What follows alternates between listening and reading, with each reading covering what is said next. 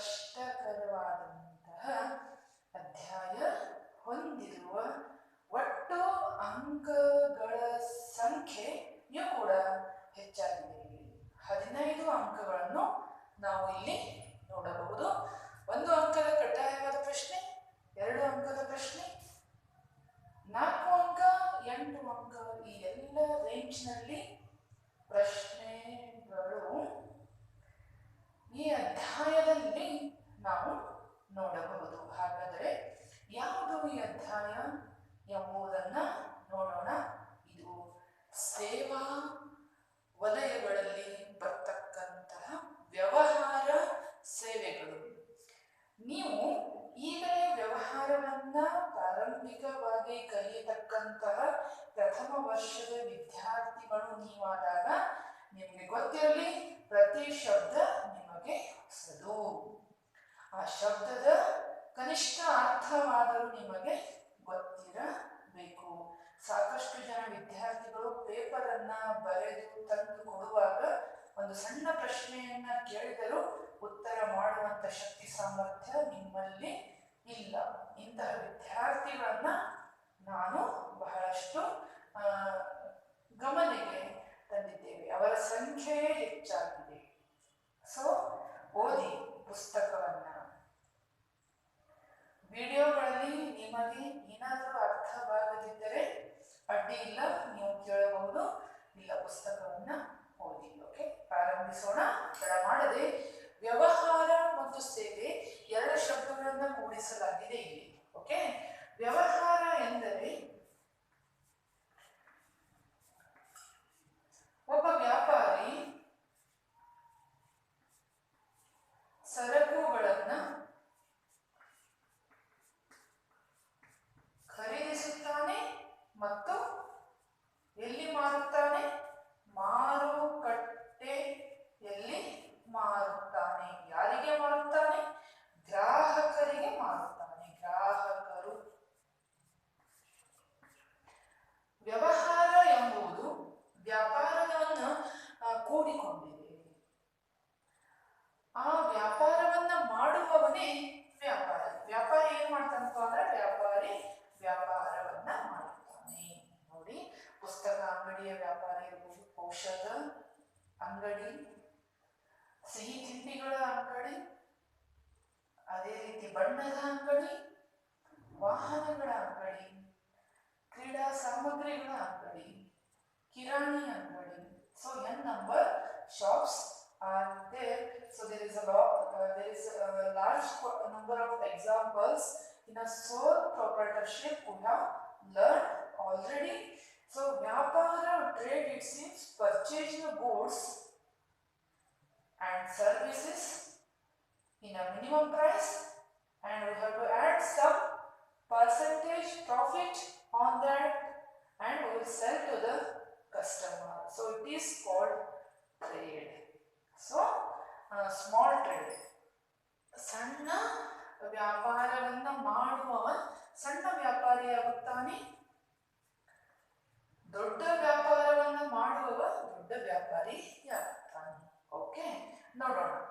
ಈ ವ್ಯಾಪಾರಿ ಪೆನ್ನುಗಳನ್ನ ಮಾರುತ್ತಿದ್ದಂತ ವ್ಯಾಪಾರಿ ಆದರೆ ಅವನು ಪೆನ್ನನ್ನ 8 ರೂಪಾಯಿಗೆ ಖರೀದಿ ಮಾಡುತ್ತಾನೆ.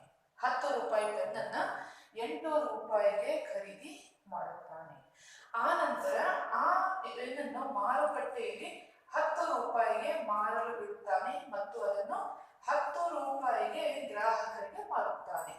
ಮತ್ತು ಲಾಭ ಎಷ್ಟಾಗುತ್ತದೆ ವಿದ್ಯಾರ್ಥಿಗಳೇ? 2 ರೂಪಾಯಿ. ಸೊ ಈ ರೀತಿಯಾಗಿ ವ್ಯಾಪಾರದ ರೀತಿ ನೀತಿಗಳಿಗೆ ಅನುಗುಣವಾಗಿ ಅದು ನಡೆಯುತ್ತಾ ಹೋಗುತ್ತಿರುತ್ತದೆ. ಇನ್ನು ಇವತ್ತಿನ ಅಧ್ಯಾಯ ನೋಡೋಣ.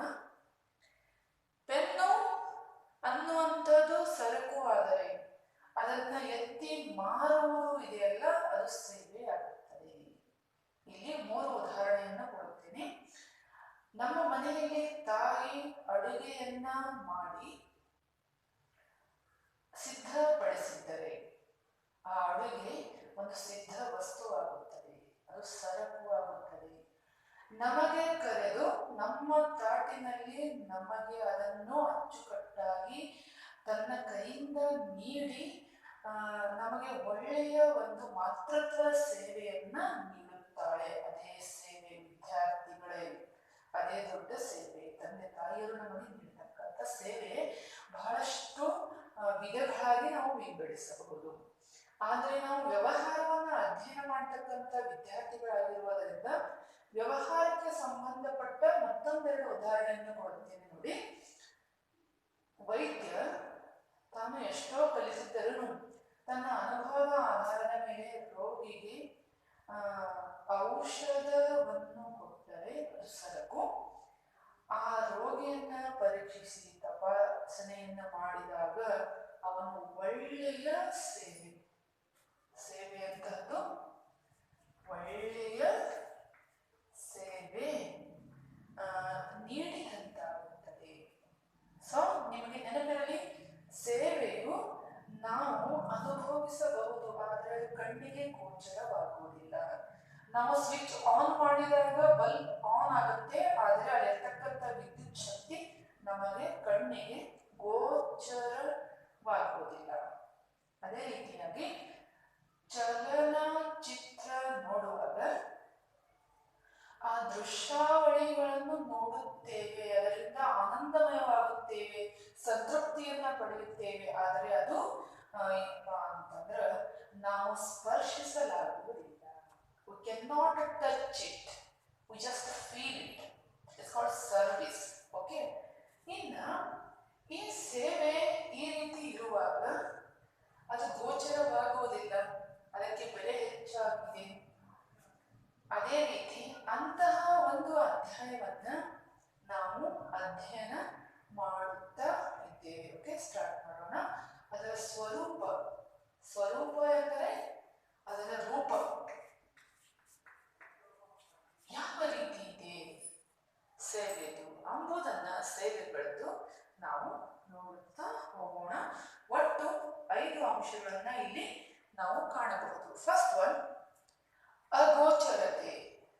ಗೋಚರದ ವಿರುದ್ಧಾರ್ಥಕ ಅಗೋಚರತೆ. ಕನ್ನಡದಲ್ಲಿ ನೀವು ಕಲಿತಿರಬಹುದು. ಸೊ ಇದು ಕಣ್ಣಿಗೆ ಕಾಣುವುದಿಲ್ಲ. ಫಸ್ಟ್ ಒನ್, ಈಗಾಗಲೇ ಹೇಳಿರುವ ಹಾಗೆ it can not visible, you can not touch it. Okay, ವೈದ್ಯನ ಸೇವೆ ನಮಗೆ ಪಡೆದುಕೊಳ್ಳಬಹುದು, ಅದನ್ನು ಸ್ಪರ್ಶಿಸಲು ಸಾಧ್ಯವಿಲ್ಲ. ಅದೇ ರೀತಿ ಸಿನಿಮಾ ಮಂದಿರ. Next one, I think it is clear. Second one, ಅಸಂಗತತೆ. ಇದು ಶಿಷ್ಟ ಭೌತಿಕ ಉತ್ಪನ್ನವಲ್ಲ. It is not an a systematic product. ಇದು ಪೆನ್ ಅಲ್ಲ, ಇದು ಇಂಕ್ ಅಲ್ಲ, ಇದು ಪ್ಲಾಸ್ಟಿಕ್ ಅಲ್ಲ, ಕೋಟೆಡ್ ಮಾಡಿದ ಪ್ಲಾಸ್ಟಿಕ್ ಅಲ್ಲ. ಅದನ್ನ ಕೈಯಿಂದ ಮಾಲೀಕ ವ್ಯಾಪಾರಿ ಎತ್ತುತ್ತಾನೆ, ಗ್ರಾಹಕರ ಕೈಯಲ್ಲಿ ಇಡುತ್ತಾನೆ. ಈ ಒಂದು ಮಾಲೀಕತ್ವ ಎಕ್ಸ್ಚೇಂಜ್ ಯಾವಾಗಪ್ಪ ಅಂದ್ರೆ ಒಂದು ಸೇವೆಯಿಂದ. ಈಗ ಪೆನ್ನಿನ ಮಾಲೀಕರು ಯಾರು? ವ್ಯಾಪಾರಿ ಅಲ್ಲ. ಆ ಮಾಲೀಕತ್ವ ವ್ಯಾಪಾರಿಯಿಂದ ಗ್ರಾಹಕರ ಕೈಯಲ್ಲಿ ಬರುತ್ತದೆ, ಅದು ಸೇವೆಯ ಸಹಾಯದಿಂದ. ನಾವು ಇದನ್ನು ಬೇರ್ಪಡಿಸಲಾಗುವುದಿಲ್ಲ. ಇದರಿಂದ ಸರಕುದಿಂದ ಜೋಡು ಪದ ನಾವು ಹೇಳುತ್ತೇವೆ, ಸರಕು ಮತ್ತು ಸೇವೆಗಳು. ಆ ನಂತರ ಪ್ರತಿ ಬಾರಿ ಪ್ರತ್ಯೇಕವಾಗಿ ನೀಡಲಾಗುತ್ತದೆ. ಅಂದರೆ ಇಲ್ಲಿ ಒಂದು ದಿನ ಎ ಎನ್ನುವಂತಹ ಗ್ರಾಹಕ ಬರುತ್ತಾನೆ, ಬಿ ಎನ್ನುವಂತ ಗ್ರಾಹಕ ಬರುತ್ತಾನೆ, ಸಿ ಎನ್ನುವಂತ ಗ್ರಾಹಕ. ಎಲ್ಲರಿಗೆ ಒಂದೇ ಪ್ರಕಾರದ ಸೇವೆ ಆ ರೀತಿ ಏನೂ ಇರುವುದಿಲ್ಲ. ವೈದ್ಯ ಎಲ್ಲರಿಗೆ ಒಂದೇ ಔಷಧ, ಒಂದೇ ಇಂಜೆಕ್ಷನ್, ಒಂದೇ ಗುಳಿಗೆಯನ್ನು ಕೊಡುವುದಿಲ್ಲ. ರೋಗಿಗಳು ಹೇಗಿದ್ದಾರೆ, ಅವರ ಅನಾರೋಗ್ಯದ ಸ್ಥಿತಿ, ಅದರ ಮಟ್ಟ, ಅತಿ ಆರೋಗ್ಯ ಕೆಟ್ಟಿದೆ, ಈಗ ಕೆಡ್ತಾ ಇದೆ, ಅಥವಾ ಸುಮ್ಮನೆ ಸ್ವಲ್ಪ ಪ್ರಮಾಣದಲ್ಲಿ ಆರೋಗ್ಯ, ವಿಭಾಗೀಕರಣ, ಅದನ್ನ ಪರೀಕ್ಷಿಸಿ ಅದಕ್ಕಾಧಾರವಾಗಿ ಇಟ್ಟುಕೊಂಡು ಔಷಧವನ್ನು ಬರೆದುಕೊಡುತ್ತಾರೆ. ಸಿಮಿಲರ್, ಇಲ್ಲಿ ಗ್ರಾಹಕರು ಅವರವರ ಬೇಡಿಕೆಗಳಿಗೆ ತಕ್ಕಂತೆ ಸೇವೆಯನ್ನ ನೀಡುತ್ತಾರೆ. Okay, I think it is clear. Second, third one, ಬೇರ್ಪಡಿಸಲಾಗುವಿಕೆ. ಎಟಿಎಂ ಮಷೀನ್, ಬ್ಯಾಂಕ್ ಸೇವೆ ಬ್ಯಾಂಕಿನಲ್ಲಿ ಇಟ್ಟ ಉಳಿತಾಯದ ಹಣವನ್ನ ತೆಗೆದುಕೊಳ್ಳುವಾಗ ಹಣ ಒಂದು ಸರಕು ಆದರೆ ಆ ಮಷಿನ್ ಥ್ರೂ ನಮಗೆ ಆ ದುಡ್ಡು ಸಿಗುತ್ತದೆ. ಅಂದ್ರೆ ಆ ಮಷಿನ್ ನಮಗೆ ಒಂದು ಒಳ್ಳೆಯ ಸೇವೆಯನ್ನ ನೀಡುತ್ತಿದೆ ಎಂದು ಅರ್ಥ ವಿದ್ಯಾರ್ಥಿಗಳಿಗೆ. ಓಕೆ, ನೆಕ್ಸ್ಟ್ ಒನ್, ಕಡಿಮೆ ದಾಸ್ತಾನು. ನಮಗೆ ತಿಳಿದ ಮಟ್ಟಿಗೆ ಸೇವೆಯನ್ನ ದಾಸ್ತಾನು ಮಾಡಲು ಸಾಧ್ಯವಿಲ್ಲ. ಸೇವೆಯ ಅದೃಶ್ಯವನ್ನಿದ್ದು ಅಗ್ರಾಹ್ಯ ಮೌಲ್ಯ, ಅದಕ್ಕೆ ಬೆಲೆ ಕಟ್ಟಲು ಸಾಧ್ಯವಿಲ್ಲ. ಇಂತಿಷ್ಟು ಬೆಲೆ ಅಂತ ಹೇಳಿ ಕಟ್ಟಲು ಸಾಧ್ಯವಿಲ್ಲ. ಒಬ್ಬ ವೈದ್ಯ ನೆಗಡಿ ಕೆಮ್ಮಿಗೆ 10 ರೂಪಾಯಿ ತೆಗೆದುಕೊಂಡರೆ ಒಬ್ಬ ವೈದ್ಯ ಅದೇ ನೆಗಡಿ ಕೆಮ್ಮಿಗೆ 1000 ರೂಪಾಯಿಯನ್ನು ತೆಗೆದುಕೊಳ್ಳುತ್ತಾನೆ. ಇನ್ನೂ ಒಬ್ಬ ವೈದ್ಯ 1,00,000 ಬಿಲ್ಲನ್ನು ಮಾಡುತ್ತಾನೆ. So we cannot clearly tell the price of the service according to the doctor's goodwill or according to their status. They can be separately charges their own bill. ಇದರ ಮೌಲ್ಯೀಕರಣ ಇಂತಿಷ್ಟು ಅಂತೂ ಹೇಳಲು ಸಾಧ್ಯವಿಲ್ಲ. ಮೌಲ್ಯ ಅಂದರೆ ಬೆಲೆ. ಸೊ ಭೌತಿಕವಾಗಿ ಇರದೇ ಇರುವುದು, ಇದರ ಒಂದು ಅಸ್ತಿತ್ವ ಇರದೇ ಇರತಕ್ಕಂತಹ ಸೃಷ್ಟಿ. ಈಗ ವಿದ್ಯುತ್ ಶಕ್ತಿಯನ್ನ ನಾವು ಬಹಳ ಕಾಲದವರೆಗೆ ಸ್ಟಾಕ್ ಮಾಡಿ ಇಡಲು ಸಾಧ್ಯವಿಲ್ಲ.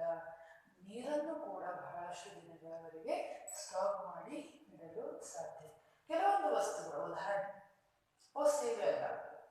ಓಕೆ, ಈ ರೀತಿಯಾಗಿ ನಾವು ವ್ಯವಹಾರವನ್ನು ನಡೆಸತಕ್ಕಂಥ ವ್ಯಾಪಾರಿ ವ್ಯವಹಾರವನ್ನ ಮಾಡಬೇಕಾದರೆ ಅವ ಅಗತ್ಯವಾದ ಸೇವೆಗಳನ್ನ ಹೊಂದಿರತಕ್ಕಂಥದ್ದು. ಅದು ಒಳ್ಳೆಯ ಸೇವೆಯಾಗಿದ್ದರೆ ಅದು ಅತಿ ಮಹತ್ವದ್ದು ಎಂದು ಒಟ್ಟು ಅಂಕದ 15 ಅಂಕದ ಒಂದು ದೊಡ್ಡ ಅಧ್ಯಾಯ ವಿದ್ಯಾರ್ಥಿಗಳಿದೆ. ಇದನ್ನು ಅಚ್ಚುಕಟ್ಟಾಗಿ ಓದಿ ಮುಗಿಸಿದ್ದಾರೆ. Last one, ತೊಡಗಿಸಿಕೊಳ್ಳುವಿಕೆ.